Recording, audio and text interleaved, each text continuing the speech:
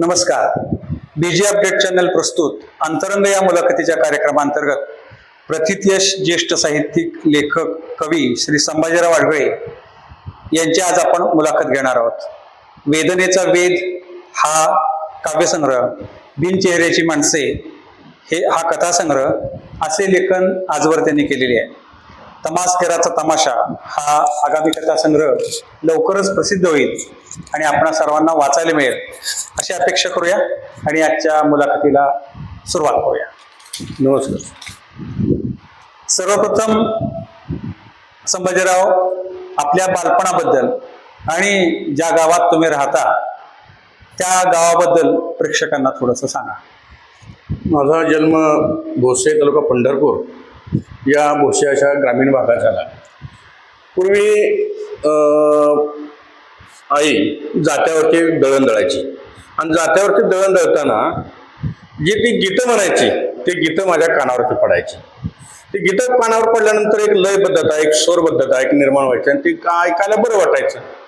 नंतर तो एक तारी दांगट म्हणून एक म्हातारा होता, तो एक तारी भजनं गायचा. तर एक तारीचा सूरही माझ्या त्या काळात कानावरती पडलेला होता. पिंगळा यायचा. असे विविध सांस्कृतिक कला वैभवाने संपन्न झालेला तो त्या काळी समाज होता. ते विविध माणसं त्या काळामध्ये येत होती आणि समाजावरती त्याचं प्रतिबिंब दिसत होतं. आणि साहजिकच आईच्या जात्यावरचा ओळीचा आवाज माझ्या कानावर, एक तारीचा कानावर आवाज आलेला होता. त्यामुळे आपणही यात लिहित असावं आणि आपल्यालाही एखादं गाणं सुचावं या उद्देशानं मला तिथून प्रेरणा म्हणजे मिळाली. लोकगीत, लोककलाकार आणि प्रत्यक्ष जन्मदाती आई यांच्या सानिध्यात तुम्हाला बालपणातच कवितेबद्दल ओढ निर्माण झाली आणि तिथूनच कवितेचं स्फुल्लिंग स्फुरलं असं म्हणायला काही हरकत नाही. अगदी बरोबर. आपण जर पुढच्या प्रश्नाकडे, कविता लिहिण्याची प्रेरणा नेमकी तुम्हाला कुठून मिळाली? मी 1993 पासून कविता लिहितोय. 93 पासून कविता लिहितोय आणि 2017ला माझी पहिली कविता सकाळ आली. 1993 साली दुष्काळ गावाला पडलेला होता आणि ह्या दुष्काळामध्ये आमचे एक पाहुणे होते, पंढरीनाथ कदम नावाचे. ते त्यांचं गाव सोडून आमच्या गावाला राहायला आले होते. मग ते आल्यानंतर ते आमच्या शेजारी राहायला होते. ते त्यांचं खाणं पिणं, जेवण, बसणं, उठणं सगळं माझ्याबरोबर असायचं. आमच्या दोघात इतकी मैत्री घट्ट झाली होती की स्मरणीय अशी मैत्री झाली होती. मग दुष्काळ संपला, त्यांनी गाव सोडलं. गाव सोडताना त्यांचा पसारा आम्ही सगळा गाडीत भरला. गाडीत पसारा भरल्यानंतर मग गाडी आली, पसारा भरला. त्यांना आम्ही घालवायला निघालो, गल्लीतील मुलं. आम्ही इतकं त्याच्या गळ्यात पडून रडलो, त्याला घालवलं आणि शेवटी येऊन शाळेच्या हॉर्ण्यात झोपलो आणि तिथं कविता जन्माला आली. हे मित्रा काय होता माझा तुला जिव्हाळा, काय होता तुझा मला जिव्हाळा, म्हणून का आला आता आपल्याला उन्हाळा. ही कविता मला 93 साली सुचली आणि ती कविता माझे लेखक गुरु श्री भास्कर बंगाळे सर म्हणून एक शिक्षक होते, मला इंग्लिशला होते, त्यांना दाखवली. अरे म्हणले छान लिहिलेस की, म्हणले अतिशय सुंदर लिहिले. मग माझ्या लक्षात आलं की आपण लिहू शकतो आणि लिहू शकल्यामुळे मग मी परत सातत्यानं मग कविता लेखन चालू केली आणि 93ला माझी पहिली कविता प्रकाशित झाली माझ्या. अशा पद्धतीनं प्रसंगानं कवितेची निर्मिती झाली. प्रसंगनिष्ठ कवितेतून पहिली कवितेची निर्मिती झाली. प्रसंगातून कवितेचा जन्म झाला आणि तोही मित्राबरोबरची मैत्री आणि मित्राबरोबरची पहिली कविता, याच्यामधून कवितेचा जन्म झाला. आणि बंगाळे सरांसारखे ज्येष्ठ मार्गदर्शक तुम्हाला लाभले. त्यांनी सांगितलं तुला लिहिता येतं, ही भाग्याची गोष्ट. तुमच्या आयुष्यातील कोणत्या प्रसंगाने तुम्हाला सर्वात जास्त लिहायला भाग पडलं? तसं प्रसंग हे अनेक असतात आणि प्रसंगावर लिहायचं असं काय नाही. प्रसंग अनेक असतात, भरपूर असतात आणि त्या काही प्रसंगावर लिहिता येतं आणि काही प्रसंगावर असं असतं की ते प्रसंग असतात पण लिहिता येत नसतात. ते साठवणुकीत ठेवायचं, पण प्रसंगानुसार लिहिणं आणि ते लिहितोच, त्यात काही शंकाच नाही. पण असा कुठला एक प्रसंग आहे का की असं वाटलं तुम्हाला की पेन उचलावा आणि लगेच लिहावं? हृदयस्पर्शी प्रसंग की जो तुमच्या हृदयाला भिडला, तो समोर घडलेला प्रसंग की तो बघता क्षणीच हृदयद्रावकता निर्माण झाली, पेन उचलावा आणि लगेच लिहावं असं तुम्हाला वाटलं का? आता शनिवारचा वेळ होती, सकाळची शाळा होती आणि सकाळी शाळा होती. आमचं घर होतं, घरासमोर छपरी होती. त्या छपरीमध्ये आमच्या दोन मुली होत्या, त्या खेळत होत्या. दोन मुली खेळत होत्या आणि मी सकाळपर्यंत काय करतो, रोज चिमण्यांना काहीतरी खाऊ म्हणून थोडं धान्य टाकलेलं असतं अंगणामध्ये, आणि ते चिमण्या त्या धान्य टिपत होत्या. ते टिपत असताना मी 12-1 वाजता शाळेतून घरी आलो आणि त्या दोन मुली अंगणात खेळणाऱ्या माझ्याकडे बाबा म्हणून आल्या आणि मला त्यांनी मिठी मारली. मिठी मारल्यानंतर त्या ज्या धान्य चिमण्या टिपत होत्या त्या भुरुकडनं उडून गेल्या. बरोबर आहे. भुरुकडनं उडून गेल्यानंतर आणि त्या मुली माझ्याकडे आल्या आणि ह्या चिमणी उडून गेल्या. मला तिथं क्लिक झालं, ह्या चिमण्या आपल्या जवळ आल्या, ह्या चिमण्या उडून गेल्या आणि नंतर वाटलं ह्या तर चिमण्या कुठं राहणार आहेत. बरोबर, या उडून जाणारच आहेत. खूप सुंदर प्रसंग आहे की म्हणून मुली आणि त्या दिवशी कविता जन्माला आली, माझ्या दारातील चिमण्या. यामुळे तुम्हाला लेखन स्फुरलं आणि लेखणी उचलून लिहायला भाग पाडलं. हा तो प्रसंग. आपल्या बीजी अपडेटच्या प्रेक्षकांना या प्रसंगाची अनुभूती तुमच्या मार्फत मिळाली. यानंतर आणि बरं का सर, ही कविता 2017 साली सकाळ प्रकाशित झाली आणि ती इतकी पॉप्युलर झाली की मला जवळ 150 SMS आणि 200-250 फोन आले, तुमची कविता वाचली, छान झाली. एक चिंतामणी जगताप म्हणून पाथर्डीचे होते, त्या माणसाने फोनवर नुसतं रडतच होते. मी म्हणलं काय झालं सांगा, म्हणलं काय रडताय? ते नुसतं रडत होते. अहो म्हणले, माझी चिमणी 2 दिवसापूर्वीच हुंडाबळी झाली आणि तुमची कविता आज आली म्हणले. त्यांनी मुलीचं सांगितलं, मला फारच कविता आवडली. आणि तसेच सांगलीचे एक श्रीधर श्रीरंग कुलकर्णी नावाची एक ग्रस्त आहेत, सेवानिवृत्त प्राध्यापक आहेत. त्यांनी माझी कविता ती नेटवर सर्च केली आणि अमेरिकेला पाठवली. अरे वा. आणि त्याही माणसाला 2च मुले आहेत प्राध्यापकाला सेवानिवृत्त. त्यांनी सांगितलं की बाळा, ही कविता वाचून पुन्हा एकदा तरी माझ्या अंगणात खेळायला ये, माझी भावनिक साथ झाली. असे दिवसभर मला फोन त्या कवितेनं येत राहिले आणि माझ्या लक्षात आलं की आपण कविता लिहितोय आणि दर्जेदार देतोय हे सगळ्या प्रेक्षकाकडून आपल्याला समजतंय. ही माझी मला सुद्धा जाणीव झाली. आणि 100 कविता लिहिलेल्या होत्या मी, त्या एका ट्रंकमध्ये होत्या. त्या सगळ्या काढून त्या एकत्रित केल्या आणि एकत्रित करून मी लोककवी प्रशांत मोरे यांना दिल्या आणि त्यांना सांगितले, सर माझं कवितेचं पुस्तक काढायचं आहे. आणि त्या 100 कवितेमधून त्यांनी फक्त 61 कविता निवडल्या आणि 61 कवितेचं पुस्तक काढ म्हणले. आणि त्या 61 कवितेचं पुस्तक काढलं, पण त्याला प्रस्तावना कोणी द्यायला तयार होईना म्हणजे प्रस्तावना वेळ नाही म्हणायचे लेखक. मग माझे गुरु आदरणीय काळे सर यांना म्हणलं, सर तुम्ही माझ्या पहिल्या पुस्तकाला प्रस्तावना द्या. काळे सर म्हणले, अरे मी तर BSc BEd गणिताचा माणूस आणि तुझ्या साहित्यिकाला प्रस्तावना कशी देणार पुस्तकाला?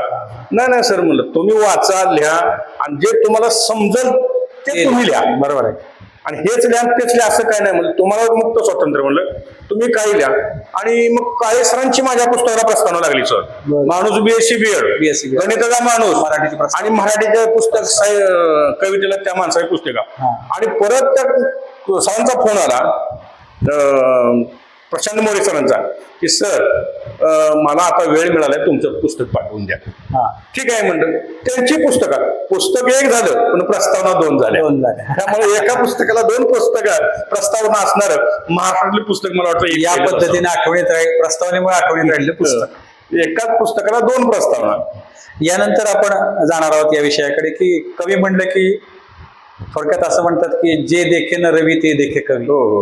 की सूर्य सुद्धा जिथे पोहोचू शकत नाही तिथे कवीचं मन पोचतं आणि त्याचं प्रतिबिंब आपल्याला बघायला मिळतं.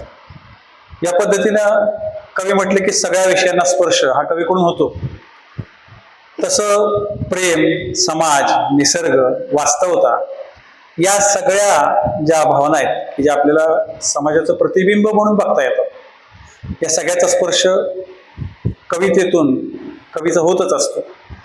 तर कोणत्या विषयावर लिहायला तुम्हाला जास्त आवडलं की प्रेम, समाज, निसर्ग, वास्तव यापैकी कोणत्या विषयावर तुम्हाला लिहायला जास्त आवडलं? आता सर प्रेमाबाबतीत बोलाल तर ज्यांच्या पोटात अन्नच नाही त्यांना प्रेम काय सुचणार हो? बरोबर आहे, खरं आहे. ज्यांचं पोटच रिकाम आहे त्यांना प्रेम सुचतच नाही. त्यांना आपल्या पोटात अगोदर सोय करावी लागते आणि नंतर ते प्रेम करावं लागतं. त्यामुळं मला प्रेमाची कविता अजूनही सुचले नाही आणि सुचतही नाही. मी नेहमी विद्रोह आहे, मला विद्रोह सुचतो पण प्रेम सुचत नाही. मी प्रेमात सुद्धा विद्रोह मांडलाय. बरोबर. माझी एक प्रेम कविता एका त्या पुस्तकात आहे, पहिल्या 4 ओळी सांगितल्या तर बरोबर. हो, प्रेम आता तुम्हाला सांगितलं होतं की प्रेमात सुद्धा तो विद्रोह आहे. प्रेम केलं पाठीशी, कुस्ती खेळलो मातेशी, झगडत राहिलो दारिद्र्याशी. प्रश्न होता पुढे, भाकऱ्याने बेकारी, जन्मोन जन्म राहणार चाकऱ्याने लाचारी. म्हणजे प्रेमात सुद्धा विद्रोह आहे. प्रेमात विद्रोह आहे. मग मी तो परत निसर्गात म्हणतात, निसर्गात सुद्धा मी विद्रोह दाखवलेला आहे. बरोबर आहे. निसर्गातला सुद्धा विद्रोह माझ्याकडे, तशा प्रकारची माझ्याकडे कविता आहे. व्यथा सरतेची नावाची कविता होती. मी पंढरपूरला गेलो होतो सर, आणि मे महिना होता. पंढरपूरला गेल्यानंतर मे महिन्यात नदी जणू अगदी गंगा झालेली होती. हो. कुणी धुवायला आणलेलं काही साहित्य तिथंच पडलेलं होतं. चिंध्या, चांद्या, काच, प्लास्टिकच्या बाटल्या, अगदी गटार आहे का नदी आहे, गटार आहे का नदी आहे ती ओळखू येत नव्हती. बरोबर. इतकी अवस्था छिन्न विच्छिन्न गटारी झाली. मग इतकं ऐकून सुद्धा मी बघून अगदी सुन्न झालो. हो. काय नदी प्रकार आहे म्हणलं, ही नदी काय एकेकाळी होती ना आता काय झाली. बरोबर. तशा प्रकारची कविता मी लिहिली. मी वाहत होतो आनंदाने गाणे गात होतो. मी वाहत होतो आनंदाने गाणे गात होतो. माझ्या कडेला हिरव्यागार झाडाफुलांचा ताटवा वाऱ्यावरती डोलत होता. एखादा वाटेवरचा वाटसरू तोही मोहून गाणे गात होता. माझा एखादा भक्त मनसोक्त पोहत होता. आनंदाने माझे गोडवे गात होता. तुमच्या तिसरीची माती सुद्धा मीच खात होते. तुमच्या 10व्या-12व्याची साक्षी सुद्धा मीच होत होते. तुम्ही दिवाळी असो वा दसरा माझ्याकडे येत होता सारा पसारा. तुम्ही धुणं धुत होता, मला घाण करत होता. तुमची सगळी घाण मी घेत होते, तरीही आनंदाने गाणे गात होते. काय सांगू माझी व्यथा पांडुरंगा, काय सांगू व्यथा माझी पांडुरंगा. मानवी स्वार्थाने केली मला गटार गंगा. तुम्ही मला म्हणत होता महान, पण आता मलाच लागले तहान. कुठे गेले सगळे सोयरे बेडूक मासे शंख शिंपले. कुठे गेले बेडूक मासे सगळे सोयरे शंख शिंपले. उदास काळी मला काळजी, कुठे बिचारे झोपले की खपले. झाडे लावा झाडे जगवा हा दिला नुसता नारा. कोण शब्द करतो खरा, पाप धुण्यासाठी तुम्हा एवढीच होती जागा. पाप धुण्यासाठी तुम्हा एवढीच होती जागा. तुमच्या कर्तृत्वाच्या माझ्या अंगावरती भेगा. तुमच्या कर्तृत्वाच्या माझ्या अंगावरती भेगा. जिथं जिथं जाईल तिथं फक्त मला वजा दिसतंय. त्यातून वजा काय झालं, वजा दिसत. समाज व्यवस्थेतलं जी उणीव आहे त्या नेमक्या तुम्ही हेरल्या, टिपल्या, शब्दाच्या माध्यमातून त्या कवितेत मांडल्या. आता आपण जाणार आहोत की कवी एखादी ज्यावेळेस कविता लिहितो तेव्हा कवितेचा जन्म होतो कवीकडून.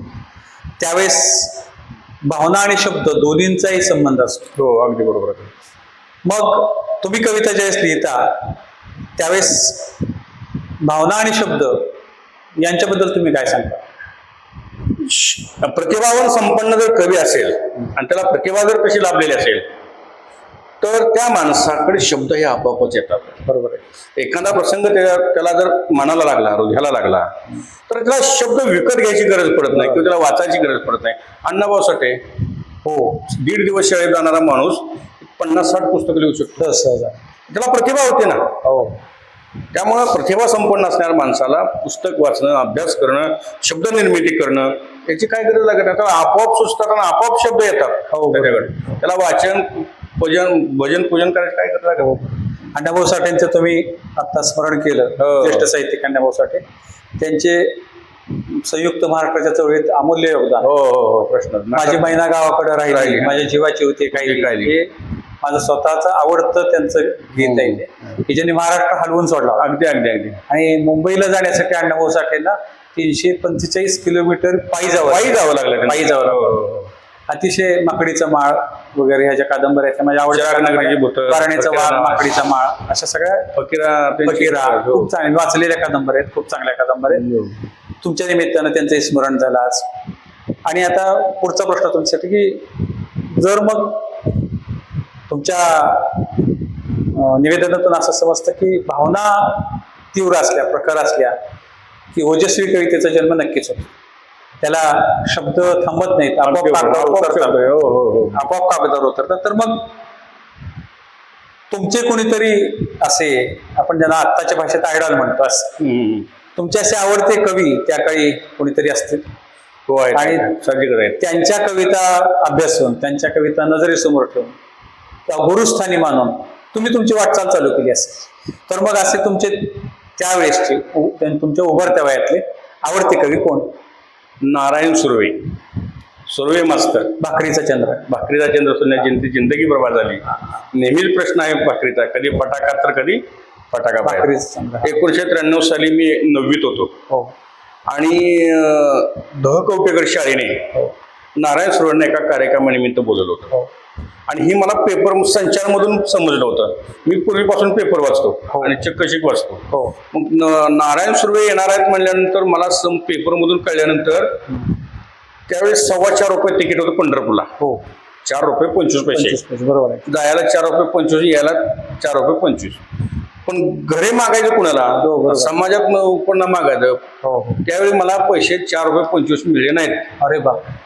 एक दुकानदार होते हा शिकारे म्हणून, हा शिकारे दुकानदार, त्यांना आम्ही दाजे दाजे म्हणत. हम्म. त्या दुकानदाराकडे मी काय डबे तेलाचे उचलायला वगैरे जायचो, काय त्यांचं पोती वगैरे हलवी करायचं म्हणलं तर जायचो. बरोबर आहे. त्यांच्याकडे गेलो, म्हणलं दाजी मला एक 10 रुपये देता का म्हणलं. म्हणले काय करायचंय म्हणलं मला नारायण सुर्वेंना बघायला जायचं आहे म्हणलं. मी त्यांच्या कविता वाचतो, मला ते आवडतात आणि प्रत्यक्ष मला बघायचे. मला त्यांना प्रत्यक्ष बघायचं आहे म्हणलं. ते म्हणले पैसे काय नाहीत म्हणले की मुरुम एवढा गाडी मुरुम त्याने आणून दुकानासमोर टाकला होता. तो मुरुम पसर म्हणले, मग पैसे देतो म्हणले. हो. तो मुरुम पसरला. बापरे, एवढं संघर्ष. हो 10 रुपये घेतले, खूप मोठा संघर्ष. 10 रुपये घेतले आणि नारायण सुर्वेंना भेटायला गेलो. नारायण सुर्वे एसटीनं आले होते विशेष म्हणजे, हो, बरोबर. आणि चालतच आले होते. चालत आहे, बरोबर आहे. आणि मी त्यांना काय पाहिलेलं नव्हतं हो आणि पुस्तकातून त्यावेळी काय म्हणजे अशी एवढी प्रसिद्धी नव्हती की पुस्तकात फोटो वगैरे असं काय मी त्यांना बघितलं मीडिया नव्हता. फक्त मला त्यांचे शब्द, मला त्यांची रचना, मला त्यांचं वाङ्मय लेखन हे सगळं आवडलेलं हो. होतं. पण त्यांना मी फोटोही पाहिला नव्हता. बरोबर. त्यामुळे ते सुर्वे मला कोणाच माहित नव्हते, ते माझ्या पुढूनच गेले आणि मला माहित नाही. आणि मग तिथं गेट पशी आल्यानंतर त्यांचा हार करतात, सत्कार करतात. हे सुर्वे आहेत यामध्ये. आता मी एवढ्या मध्ये जाऊन त्यांच्या पायाला स्पर्श केला सर, आणि त्यांच्या पशी जवळजवळ फोटो काढण्याचा प्रयत्न केला, पण तो फोटो मला मिळालेला नाही. तू वय लहान होतं. हो त्या मी 9वीत होतो. वय लहान. पण मला त्यांच्या पायाला स्पर्श करण्याचं मला भाग्य मिळालं सर. पण तुमची चिकाटीला दाद द्यावी लागेल की हो. ज्येष्ठ कवींची गाठ आणि त्यांची घेण्यासाठी- त्यांची मग ते पुस्तक मी घेतलं त्यांचं, माझे विद्यापीठ नावाचं हो. पुस्तक वाचलं मी. त्यांची 2-3 कविता संग्रह वाचले त्यांचे. आता नारायण सुर्वेंच्या बद्दल बोलायला वेळ कमी पडेल आपल्याला, कारण तुम्हाला आणि मला बरीच माहिती आहे. हो हो हो. आणि तो नंतर आपण कधीतरी असे विषय घेऊयात. आता आपण तुमच्या पुढच्या माहितीकडे जाऊयात आपण, की या पद्धतीनं तुम्ही कविवर्य नारायण सुर्वे, ज्येष्ठ कवी नारायण सुर्वे यांची इतक्या लहानपणी गाठभेट घेतली, त्यासाठी एवढ्या आटापेटा केला, प्रसंगातनं तुम्हाला जावं लागलं, इतक्या सगळ्या संघर्षातनं जावं लागलं. तुमच्या या संघर्षानंतर मला अशी आठवण झाली की मी पण डॉक्टर शंकरराव खरात यांचं बरंच लिखाण वाचलंय. माझे आवडते लेखक आहेत. आटपाडी पासून ते विद्यापीठाचे कुलगुरू होऊन 84 साली साहित्य संमेलनाचे अध्यक्ष होईपर्यंत मी बरंच वाचलं. त्यावेळेस मला त्यांच्या लिखाणातून असं समजलं की एकदा डॉक्टर बाबासाहेब आंबेडकर यांची सभा वाळवंटात होती आणि तुम्ही जसं नारायण सुर्वेंच्या कार्यक्रमासाठी जाण्यासाठी इतका संघर्ष केला, तसंच शंकरराव खरात, डॉक्टर शंकरराव खरात यांनी सुद्धा आटपाडी ते पंढरपूर असाच पायी प्रवास केला. अनेक संकट झेलत किंवा त्याला तोंड देत ते तिथं आले आणि समोर बाबासाहेब आंबेडकरांना बघितल्यानंतर त्यांना धन्य वाटलं, त्यांना बरं वाटलं. जे त्यांचा तो प्रवास आणि तुमचा हा प्रवास मला जवळजवळ सारखाच वाटतो. यानंतर आपण पुढे जाऊयात की आज तरुण पिढी आहे. आता सध्या समाज माध्यमं जास्त आहेत. पूर्वी समाज माध्यमं नव्हती, फक्त प्रिंट मीडिया होता किंवा छापील फक्त माध्यम होतं. आता इतक्या समाज माध्यमामध्ये अनेक प्रकारचे मनोरंजनाची साधनं आलेली आहेत, विपुल आलेली आहेत. काही दर्जेदार आहेत, काही दर्जाहीन आहेत. आणि तरुण वर्ग जो आहे तो अशा पद्धतीनं थोडा भरकटल्यासारखा वाटतो सध्या. अर्थात त्यातले काही चांगले पण असतील, त्यांच्या चिखलात कमळ उभं होतं, या न्यायाने चांगले पण असतील, पण असं दिसतं चित्र. आता अशा वेळेस मला तुम्हाला असा प्रश्न विचारायचा आहे की आजच्या तरुण पिढीने कविता वाचावी किंवा का वाचावी असं तुम्हाला वाटतं? आजच्या तरुण पिढीच्या बाबतीत जर बोलायचं म्हणलं सर, आजची तरुण पिढी कवितेकडे वळत नाही. आणि जे वळतात ना 80% प्रेमाच्या कवितेकडे वळतात. येस, बरोबर आहे. आणि त्या सोशल मीडियाच्या माध्यमातून काय झालंय, ह्याची एक ओळ चोर, त्याची एक ओळ चोर, ह्याची एक ओळ चोर, आणि सगळ्या ओळी चोरून चोरून स्वतःची कविता करायची आणि खाली नाव टाकायचं. हा एक सोशल मीडियाचा ट्रेंड बनलाय. आणि सोशल मीडियावर अशी काही माणसं आहेत की ते त्यांचं वाचत राहावं. आता सोशल मीडियावरती इंद्रजित भालेराव सुधार लिहितात, अतिशय वाचनीय आहे. होय. एक ते सोशल मीडिया म्हणजे एक दुधारी चाकूच आहे, हो बरोबर. सुरीच आहे. तुम्ही त्याचा वापर कसा करा ते ज्याने ते ठरवता. सोशल मीडियाचा वापर तुम्ही दुरुपयोग केला तर त्याची शिक्षाच आहे, बरोबर. आणि चांगल्या पद्धतीने वापर केला तर तुमचा सत्कारच आहे. त्यामुळे हे दुधारी शस्त्र आहे, तुम्ही जसं वापराल तसं त्याचे रिझल्ट मिळणार. तरुण पिढीनं उत्तम असं साहित्य निवडावं, उत्तम कविता निवडावं, उत्तम साहित्य निवडा, वाचावं आणि स्वतःचं आयुष्य घडवावं. तुम्हाला जगाचं ज्ञान असं तुम्हाला वाटतं? 4G 5G मध्ये तुम्हाला कॅलिफोर्निया युनिव्हर्सिटीत जायची काय गरज नाही. नाही, सध्या सोशल मीडियाच्या माध्यमातून जगाची खिडकी आपल्या घरात उघडली. जगाची खिडकी आपल्या घरात. त्यामुळे मग त्यातलं चांगलं काय वाईट काय हे घेणे स्वतः व्यक्तिगत अवलंबून आहे. त्यातून चांगल्या कविता निवडाव्यात, चांगलं साहित्य निवडावं, चांगले विचार निवडावेत आणि तरुण पिढी चांगली घडावी असं तुमच्या विचारातून वाटतं. पुढच्या प्रश्नाकडे आपण जातो की काव्यविश्व असतं, प्रत्येक कवीचं स्वतःचं असतं, सगळ्या कवींचं मिळून समाजाचं असतं. हे जे काव्यविश्व आहे, सोशल मीडिया आता खूपच सध्याच्या काळाला ऍक्टिव्ह आहे. त्या सोशल मीडियाच्या बाबतीत म्हणायचं झालं तर काव्यविश्वाला या सोशल मीडियाचा फायदा झाला की नुकसान झालं? फायदा झालेला आहे. काव्य ह्या सोशल मीडियाचा काव्य विश्वाला फायदा झालाय. माझी एक कविता हजारो लोकांपर्यंत जाते. ज्या लोकांना बसायला वेळ मिळत नाही, ऐकायला वेळ मिळत नाही, ती लोक अगदी मनानुसार कधीही कविता पाहू शकतात, कधीही वाचू शकतात. त्यामुळे तसा हे फायदा झालेला आहे सर.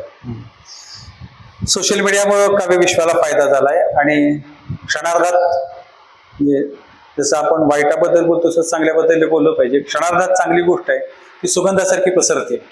आणि पूर्वीच्या काळी ती पोचायला वेळ लागत होता. आता ते क्षणार्धात एका टोकापासून दुसऱ्या टोकाकडे, जळगावपासून बेळगावला जाऊ शकतो आणि त्याचा फायदा त्या संबंधित कवीला, साहित्यिकाला, लेखकाला होऊ शकतो. अगदी अनेक लोकांपर्यंत पोहोचण्याचा आणि कदाचित समाजाची विचारधारा बदलण्याचं सामर्थ्य सुद्धा त्या लेखणीत येतं असं म्हणायला काय हरकत नाही. प्रश्न. आता तुम्हाला मी पुढचा प्रश्न विचारणार आहे की तुमची एखादी प्रसिद्ध कविता असेल, सुरुवातीचे दिवस गेले की जे उमेदवारीचे दिवस होते, त्यात अनेक कविता तुम्ही लिहिली असतील. असं करता करता एखादी कविता प्रसिद्धीच्या एका टोकावर जाऊन उभी राहिली आणि प्रसिद्ध झाली, ती सर्वांना आवडली, महाराष्ट्राला भावली, तर मग अशी एखादी प्रसिद्ध कविता आहे, तिच्या मागचं म्हणजे तिच्या मागची भावना आहे किंवा ती प्रसिद्ध इतकी झाली, तिच्या मागची निर्मितीची कथा आहे, ती साधारणपणे काय आहे? तर माझी घुंगरू नावाची कविता आहे सर, माझ्या पुस्तकात आहे. ते घुंगरू नावाची कवितेचा असा जन्म झाला की मी मुख्याध्यापकांच्या केबिन समोर उभा होतो आणि तमाशा बारीमध्ये नाच गाणं करणारी एक बाई आपल्या भावाच्या 6वीत शिकणाऱ्या मुलीला साहेबांना भेटायला घेऊन आली होती. आणि ते म्हणले, सर मला मुख्याध्यापकांना भेटायचं आहे. मी म्हणलं, काय काम आहे? हिला ॲडमिशन घ्यायचं आहे म्हणलं. ठीक आहे म्हणलं. मी गेलो, मुख्याध्यापकांशी चर्चा केली, त्या मुलीला ॲडमिशन दिलं आणि मग मी तिला प्रश्न विचारला. माझ्या लक्षात आलं होतं, त्या देहबोलीवरनं कळलं होतं की ही तमाशामध्ये किंवा बारीमध्ये नाचगाम करणारी स्त्री असावी, लक्षात आलं, असं माझ्या लक्षात आलं होतं. येतं. पण तरी सुद्धा मी त्या माऊलीला विचारलं, म्हणलं ताई तुम्ही काय करता? म्हणली, सर म्हणली माझी पार्टी आहे म्हणली इथं करकमला, त्या पार्टीत म्हणले मी नाचते म्हणली. आणि ही मुलगी कोणाची आहे? ही म्हणली माझ्या भावाची मुलगी आहे. मग मला शॉक बसणार, बरोबर आहे, की तमाशामध्ये बारीमध्ये नाचगाम करणारी एक महिला, तिला शाळेची वेगळी वाट का निवडाय वाटली? बरोबर, तिला शाळा आपलीशी का वाटली? तिला शाळा जवळ का करावीशी वाटली? मग या कवितेचा मी शोध घेत गेल्यानंतर घुंगरू कवितेचा जन्म झाला. या प्रसंगातून घुंगरू कवितेचा जन्म. हो. आणि ती घुंगरू कविता जन्म झाल्यानंतर ती कविता उदगीरला साहित्य संमेलनाला गेलो होतो. अखिल भारतीय मराठी साहित्य संमेलन उदगीरला होतं. हो. आणि कवी कट्ट्यावरती माझी कविता होती. ती कविता म्हणून समोर झाली. बरोबर होती, मी पण ऐकली. हो. माडगुळला शेजारी साहित्य संमेलनात तर मी होतो, ती कविता ऐकली. तिथं कविता प्रेक्षकांसाठी जर तुम्ही ती सादर केली तर बरोबर. गुरुजी थोडं हिलाई शिकवा, तुमच्या वेळी बसवा. गुरुजी थोडं हिलाई शिकवा, तुमच्या वेळी बसवा. आमची जात कोलाट्याची, घरंदाज नाचणाराची. गुरुजी आमच्या स्टेटमध्ये काय हो? गुरुजी आमच्या स्टेटमध्ये काय हो? पायामधलं घुंगरू, चेहरा आणि चेहऱ्यावरचा रंग तो सांगता येत नाही कधी होईल बेरंग. गुरुजी इतर स्टेटचं मूल्य म्हणे वाढत जातं. गुरुजी इतर इष्टीचं मूल्य म्हणे वाढत जातं, छान. आमच्या इष्टीचं मूल्य वय वाढलं की घटत जातं.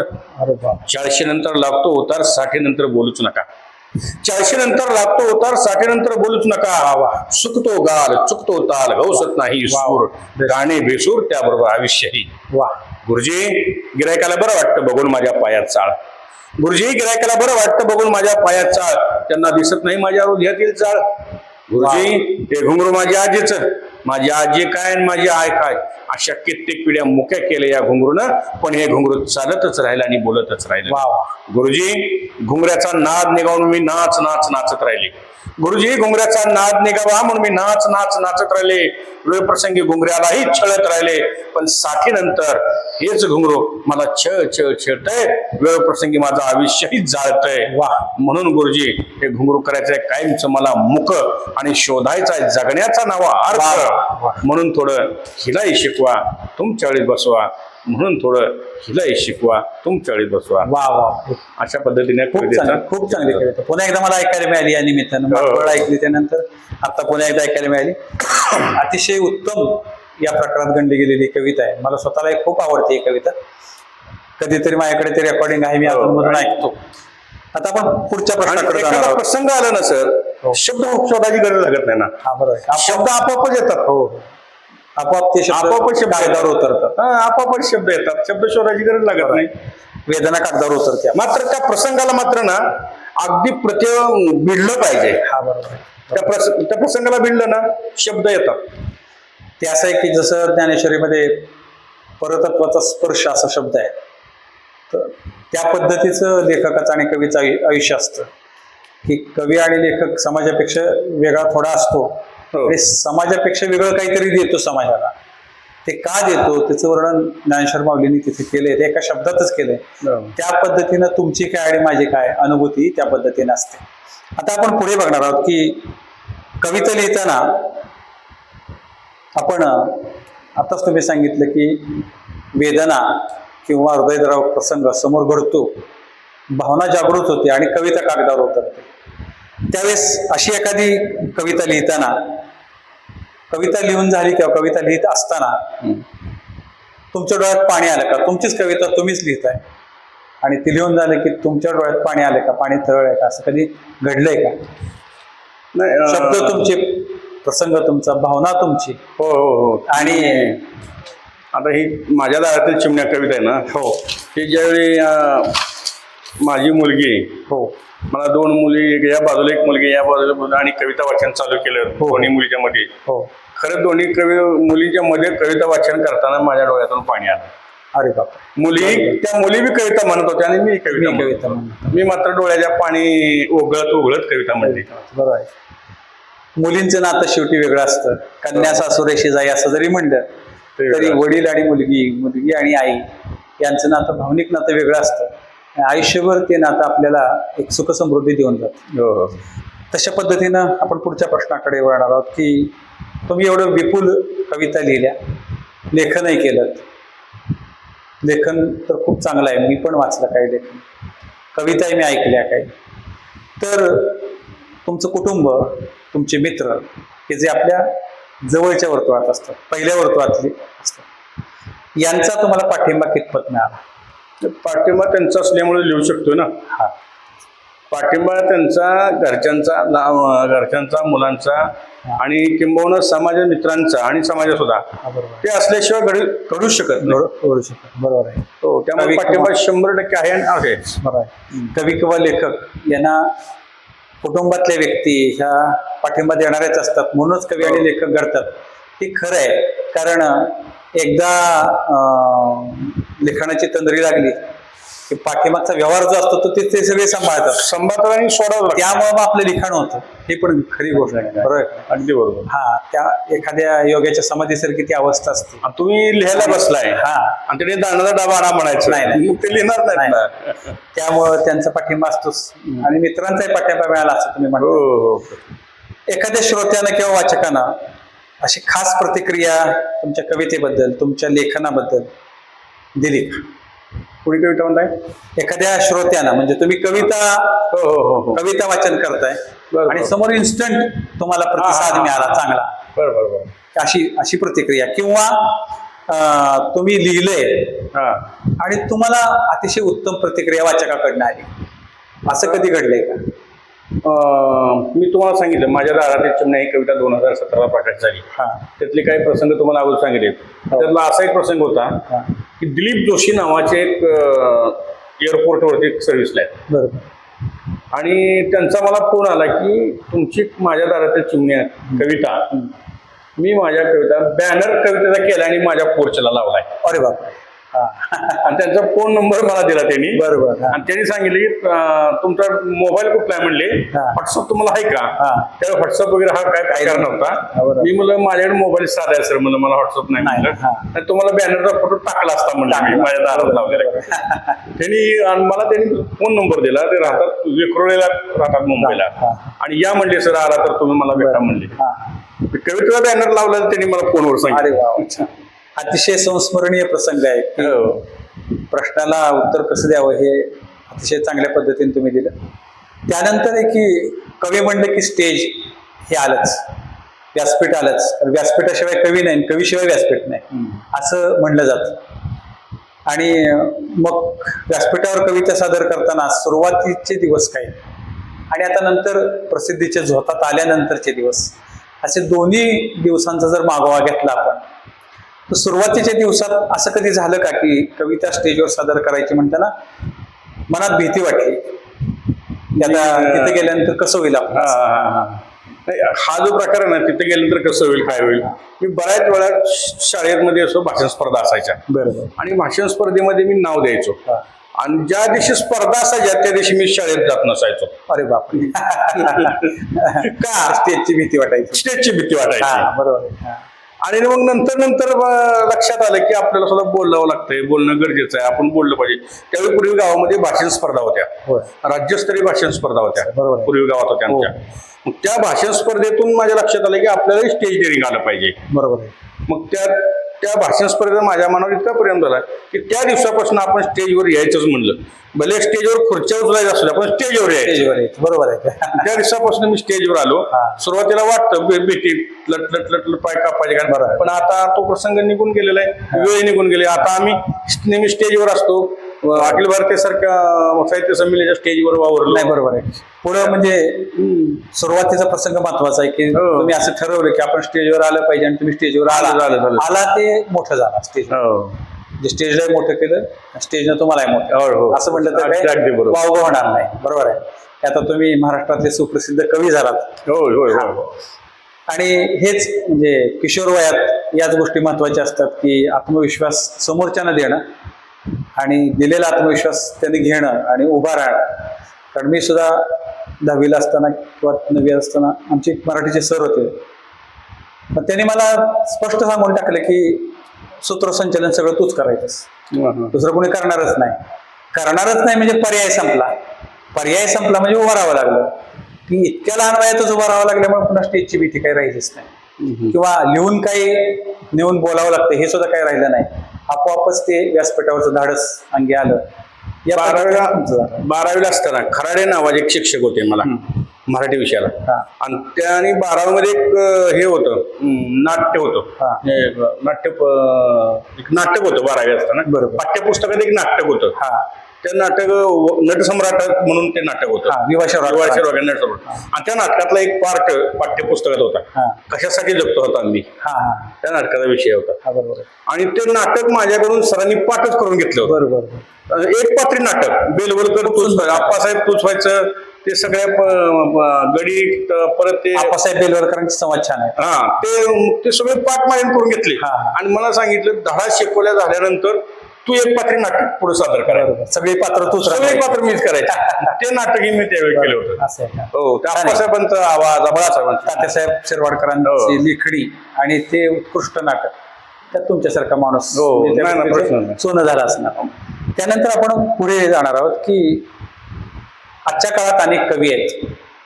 म्हणजे आता आपल्यापेक्षा पाठीमागचे लोक, आपल्या बरोबरचे लोक आहेतच, लिहितील. आपल्या पाठीमागचे लोक म्हणजे नव्या पिढीतले लोक. तर आता सध्या नव्या पिढीसमोर किंवा नव्या पिढीतल्या कवींसमोर असं म्हणूया, त्या नव्या पिढीतल्या लेखकांसमोर मल्टीमीडिया असताना सर्वात मोठं आव्हान कोणतं वाटतं तुम्हाला? कवी किंवा लेखक सध्या लिहितात, मल्टीमीडिया असताना सुद्धा आव्हान कोणतं वाटतं? त्यांच्यासमोर काय आव्हान आहे असं वाटतं आता सध्या? नाही, कवी समोर आव्हान वगैरे तुम्ही आपण म्हणताय ना सर ते आव्हान, कवी सगळे आव्हान पेलत झालेलं आहे किंवा साहित्यिक सगळे आव्हान पेलत आलंय. जे समाजाला जी उणी बाजू आहे ती उणी बाजूची जाणीव करायचं काम हे कवी आणि साहित्यिक माध्यम त्या माध्यमातून करतात. बरोबर आहे. हो. आता तो इंद्रजित भालेराव सर होय. इतके छान लेख ते सोशल मीडिया माध्यमावर लिहितात. प्रश्न त्यांचे साहित्यिक होण्याच्या आधीची पार्श्वभूमी खूप छान आहे. हो हो हो कधीतरी आपण त्याची चर्चा करू. खूप चांगले कवी आणि लेखक आहेत ते. आता तुम्ही कविता अनेक लिहिल्यात, अनेक कवींच्या कविता तुम्ही ऐकल्यात आणि रविकिरण मंडळापासूनच्या कविता आपण अभ्यासल्यात, तुम्ही आणि अभ्यासल्यात. त्यामुळे जवळजवळ 100 वर्षाची कविता अभ्यासली म्हणलं तर काही वावगं ठरवू नये किंवा नजरेसमोर आहे असं म्हणलं तर वावगं ठरवू नये. असं असताना सुद्धा खरी कविता म्हणजे काय असं तुम्हाला वाटतं? नाही, कविता खरी तुम्ही म्हणता ना सर, खरी कविता म्हणजे काय? कविता खरी नसते आणि कविता खोटी नसते. कविता ही कविताच असते. त्यामुळे अशा कवितेला बॅनर करता येत नाही किंवा शिक्का मारता येत नाही ही खरी कविता आणि खोटी कविता. वर्गवारी करतायत. कविता ही कविताच असते. फक्त जी हृदयाला भिडते ती कविता, त्यात विषय आहेत ना, वेदनेचा हुंकार असा आपण म्हणूया त्याला.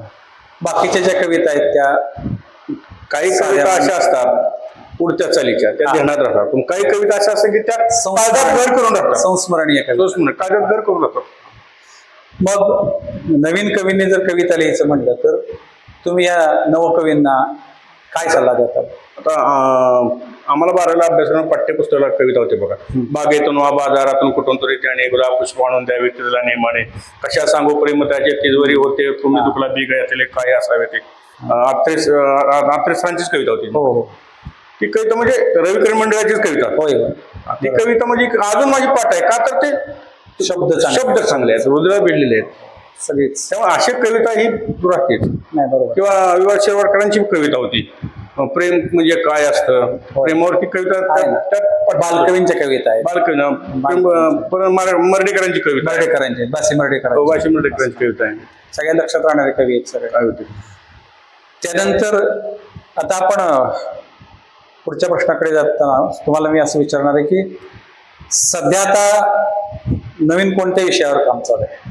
लेखन किंवा काव्यलेखन? नाही, माझं सध्या आता 2 पुस्तकावरती काम चालू आहे सर. एक पुस्तक आहे म्हणजे आत्मकथन वजा पुस्तक आहे, त्याचं नाव आहे विस्कटलेल्या डायरीची पाने. विस्कटलेल्या डायरीची पाने हे एक आहे. आणि दुसरं तमासगिराचा तमाशा. त्या तमासगिराचा तमाशा असा विषय झाला सर की मी बाबुराव बागलांचं तमाशा विठाबाईच्या आयुष्याचं नावाचं एक पुस्तक आहे. चांगले लेखक आहेत. ते बाबुराव बागलांचं पुस्तक माझ्या वाचण्यात आलं. ते वाचण्यात पुस्तक आल्यानंतर आमचे वडील हे तमासगिरच होते. बरोबर. ते आमचे वडील म्हणायचे की विठाभाऊ त्यांचे वडील भाऊ बाप्पू नारायणगावकर ते पंढरपुरात वारलेत आणि त्यांची समाधी पंढरपुरात आहे. बरोबर. हे सांगायचे. हा माणूस 1964ला पहिला राष्ट्रपती पुरस्कार विजेता माणूस. बरोबर. पण त्या माणसाची समाधी पंढरपुरात आहे. बरोबर. हे आमचे वडील सांगायचे. परत माझ्या वाचण्यात नाही आलं. मग मी ठरवलं ही समाधी कुठे आहे मग बघायला तर जाऊ म्हणलं.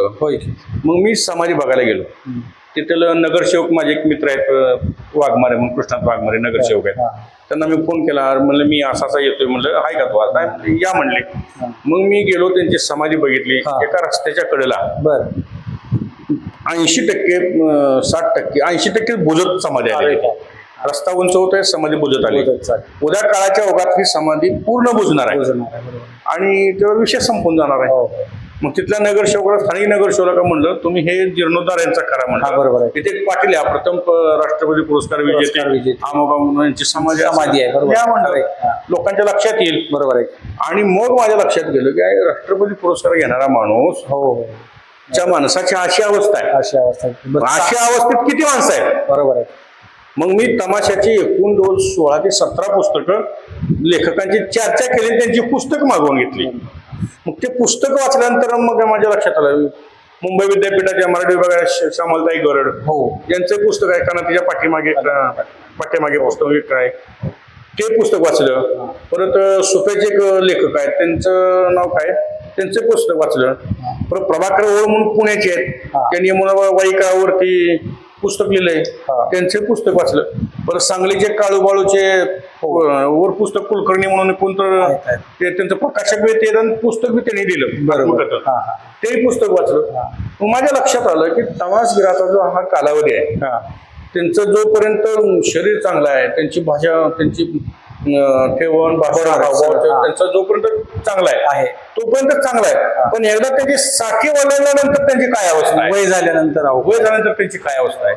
मग त्यात मी एक दोनदा तमाशातून गेलो, तर ते एक 2-4 दिवसापूर्वीच रघु भाऊंची मुलाखत घेतली, रघु खेळकरांची त्यांची मुलाखत घेतली.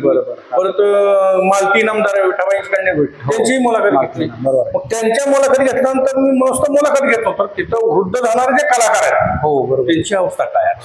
बरोबर आहे. मग मी माझ्या लक्षात आलं की म्हणजे ही जशी समाधीची अवस्था आहे तीच अवस्था सुद्धा त्या कलाकारांची सुद्धा अवस्था आहे. तिकडं कोणाचं लक्ष नाही. म्हणून मी तमाशगिराचा तमाशा नावाचं पुस्तक लिहिलं, खूप चांगलं. आणि व्यक्तिचित्रण पुस्तक आहे, जवळजवळ 16-17 व्यक्ती आहेत त्यात. विषय खूप चांगला आहे. तुकाराम खेळकर आहेत, तुकाराम खेळकर आहे, यमुना वाईकर आहेत, भाऊ पुनारायणगावकर आहे, विठाबाई आहे, राम जोशी आहे, सगळे राम तमाशा कलावंत आहेत.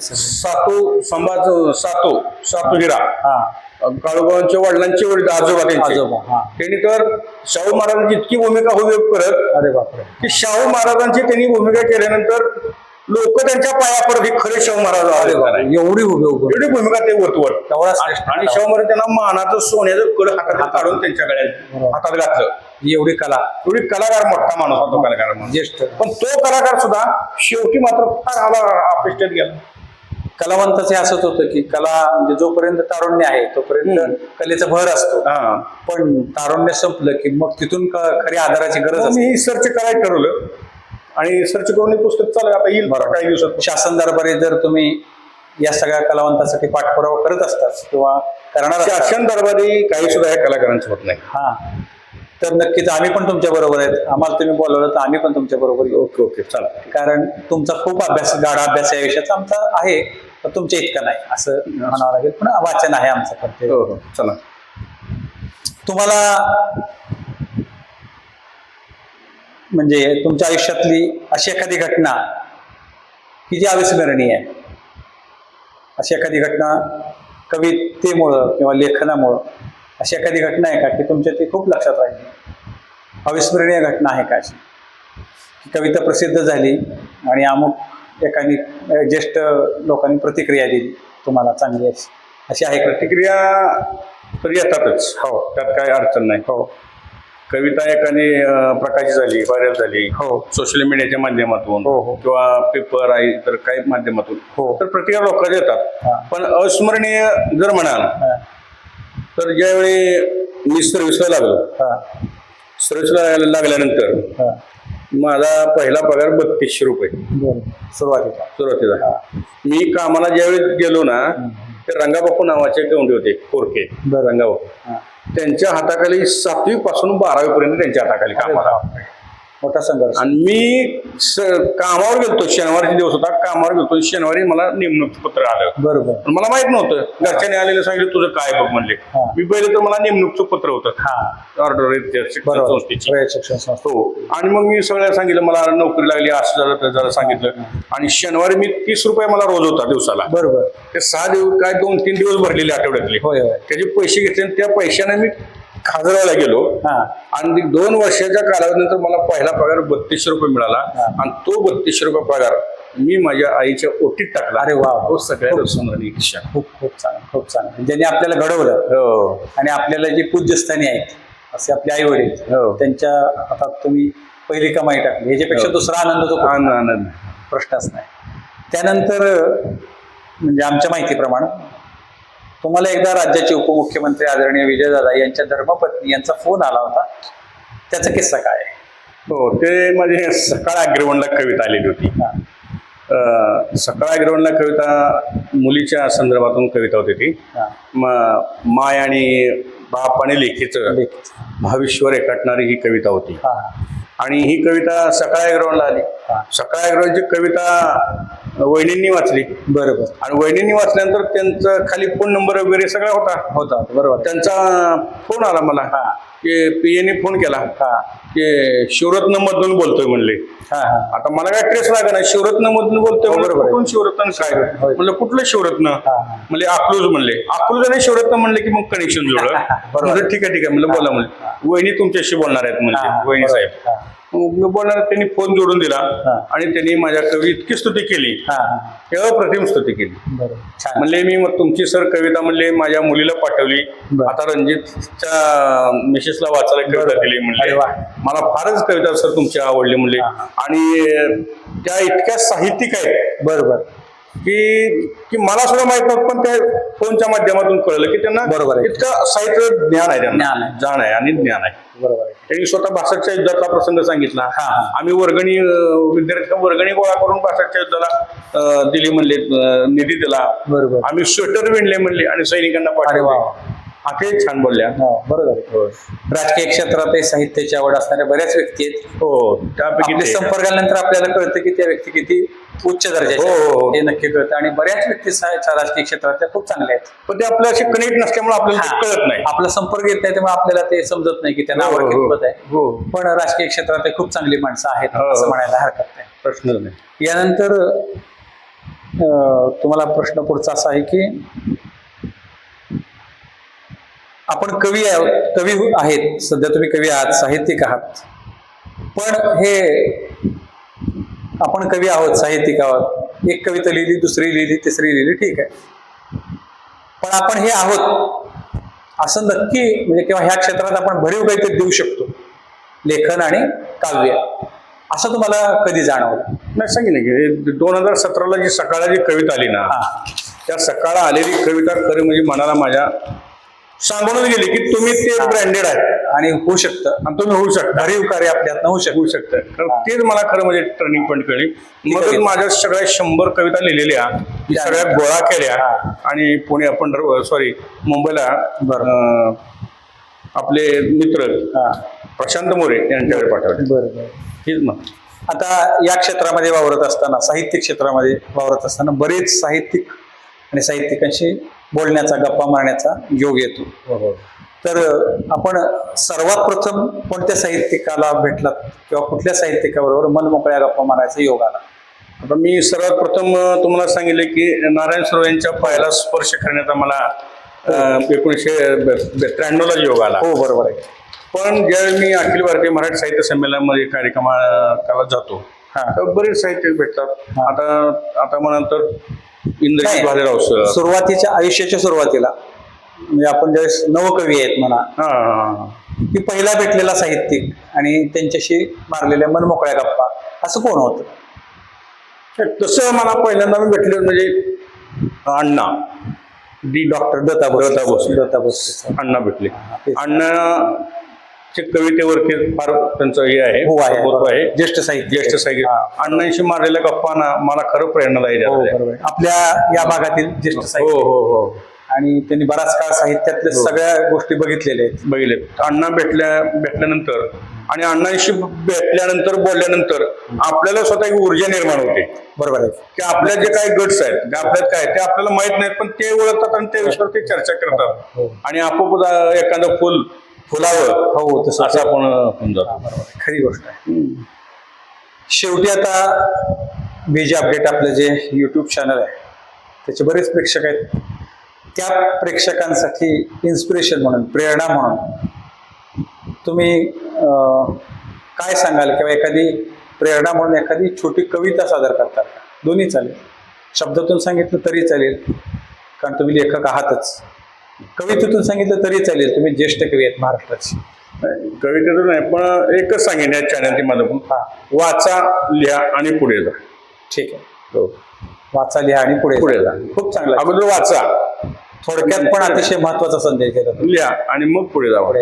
वाचा, लिहा आणि पुढे जा, असा तुमचा संदेश आहे. नवीन जे बघणारे नवकवी आहेत किंवा नवलेखक आहेत त्यांना हा संदेश या YouTube चॅनलच्या माध्यमातून आपण पोहोचवतोय. ते नक्कीच तुमचा संदेश अंतर्यामी रुजवतील आणि पुन्हा महाराष्ट्रात तुमच्या माध्यमातून, तुमच्या या दिलेल्या संदेशाच्या माध्यमातून अनेक नवकवी अनेक लेखक घडायला मदत होईल अशी आपण अपेक्षा करूयात. आणि आता आपण रॅपिड फायर चा राऊंड घेऊयात. आता अलीकडच्या प्रथेप्रमाणे रॅपिड फायर असतंच, पण आपल्या इथे आपण तो ठेवलाय तेव्हा थोडक्यात उत्तर द्या. 5 प्रश्न असतील, 5 प्रश्नांची थोडक्यात उत्तर दिली तरी चालते. पहिला प्रश्न आहे, तुमचे आवडते लेखक कोण? नारायण सुर्वे. नारायण सुर्वे. पहिल्या प्रश्नाचं उत्तर आहे तुमचे आवडते लेखक नारायण सुर्वे. दुसरा प्रश्न आहे, तुमचं प्रेरणास्थान कोण? प्रेरणास्थान वडील, आई आणि वडील हे तुमचं प्रेरणास्थान. तुमचे आवडते कवी कोण? कवी नारायण सुर्वे. नारायण सुर्वे. भाकरीचा चंद्र. भाकरी चंद्र त्यांनी लिहिलं तेच, नारायण सुर्वे. आणि आता साहित्यिक प्रसंगाबद्दल, की कोणता प्रसंग तुमचा संस्मरणीय राहिला आयुष्यात? जे अनेक तुम्हाला पुरस्कारही मिळाले असतील, तर कुठला असा प्रसंग, कुठला पुरस्कार तुमच्या स्मरणात राहिला की हा मिळाला आणि खूप मनाला बरं वाटलं? मी महाराष्ट्र साहित्य परिषद शाखा बार्शी यांचा जो मला पुरस्कार मिळाला, कवी कालिदास, तो राज्याचे गृहमंत्री, देशाचे गृहमंत्री सुशील कुमार शिंदे साहेब यांच्या हस्ते पुरस्कार मिळाला. अरे वा, छान. आणि त्यांच्या खुर्चीच्या शेजारी मला बसण्याचा योग आला. हो, त्यांच्या खुर्ची शेजारी बसण्याचा योग आला. आणि मी त्यांना बसत एकदा म्हटलं, सर म्हणलं मी सुद्धा एका माध्यमिक शाळेत शिपाई म्हणून काम करतो. अहो म्हणले, माझा इतिहास तुम्ही बघितलाय का? मी बी म्हणले पट्टीवाला होतो म्हणले, पण मी देशाचा गृहमंत्री झालो. म्हणायचं नाही म्हणले मी शिपाई आहे काय म्हणायचं, मी साहेब आहे म्हणायचं, काम करायचं म्हणले. त्यांना साहित्याची खूप चांगली जाणीव, आपण अनेक अनुभवलेला आहे. ह्या कवितेमुळं देशाच्या गृहमंत्रीच्या शेजारी बसण्याची संधी मिळाली. अजून कविता काय देऊ शकते? बरोबर. आणि आता शेवटचा प्रश्न तुम्हाला, 5वा आणि शेवटचा प्रश्न, की तुम्ही अनेक पुस्तकं वाचली असतील. हो, तुमची तर पुस्तकं आहेतच, पण इतर लेखक आणि कवींची अनेक पुस्तकं, काव्यसंग्रह तुम्ही वाचले असतील, तर तुमची स्वतःची आवडती कलाकृती कोणती, आवडतं पुस्तक कोणतं? ज्या बाबुराव बागलांच्या ज्या कथा आहेत, ह्या मनाला अगदी हृदयाला खेटून जाणाऱ्या सगळ्या कथा आहेत. बरोबर. बाबुराव बागल असतील, त्या कथा, ह्यांच्या कथा असतील, किंवा शंकरराव खरात यांचं तराळांतराळ, मला खूप आवडलं पुस्तक. हे तराळांतराळ म्हणजे हे अतिशय पुस्तक खाली ठेवूच वाटत नाही. बरोबर आहे. असं. तर तुमची आवडती कलाकृती म्हणजे सुप्रसिद्ध लेखक श्री बाबुराव बागुल यांच्या सगळे जे कलाकृती आहेत, कथासंग्रह असतील, कथासंग्रह आहेत त्यांचे, ते सगळे तुमचे आवडते आहेत. ठीक आहे. तुम्ही इथे आलात आणि मनमोकळ्या गप्पा मारल्यात, बीजे अपडेट्सचे प्रेक्षक शिवाय आम्ही दोघं या सर्वांशी मनमोकळ्या गप्पा मारल्यात. तुमचा साहित्याचा पट आमच्या प्रेक्षकांना आणि आम्हाला उलगडून दाखवलं. तुम्ही उंचीचे लेखक आहातच, उंचीचे कवी आहात हे आम्हाला माहितीच होतं, पण अजूनही हे सगळं सांगताना आपल्यात अजून जवळीक निर्माण झाली. यानंतर अशीच आपली गाठभेट याच चॅनलच्या माध्यमातून पुन्हा हो, आणि तुमची पुस्तकाचे अंतरंग आपण त्यावेळेस चर्चेला घेऊयात. तोपर्यंत नमस्कार. धन्यवाद.